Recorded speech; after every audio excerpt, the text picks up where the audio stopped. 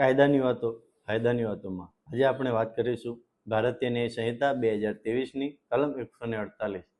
કલમ 148 અંતર્ગત કેવા પ્રકારના ગુનાની વાત કરવામાં આવી છે અને તે ગુના અંતર્ગત કેટલી સજાની જોગવાઈનું પ્રાવધાન કરવામાં આવ્યું છે એના વિશે આપણે ચર્ચા કરીશું.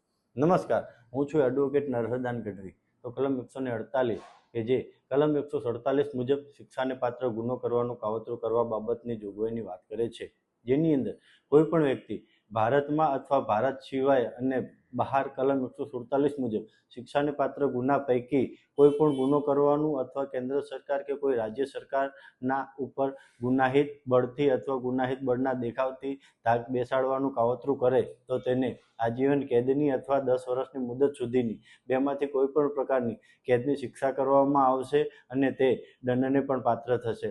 આ કલમ હેઠળનો ગુનો આજીવન કેદ અથવા 10 વર્ષની કેદ અને દંડની સજાને પાત્ર થશે. તેમજ ગુનો પોલીસ અધિકારનો બિન સમાધાન પાત્ર અને બિન જામીન પાત્ર બનશે અને સેશન કોર્ટ દ્વારા ગુનાની ઇન્સાફી કાર્યવાહી કરી શકાશે. તો કાયદાને લગતા આવા જ નવા વિડીયો જોવા માટે અમારી ચેનલને લાઈક કરો, શેર કરો અને સબસ્ક્રાઈબ કરો. નમસ્કાર.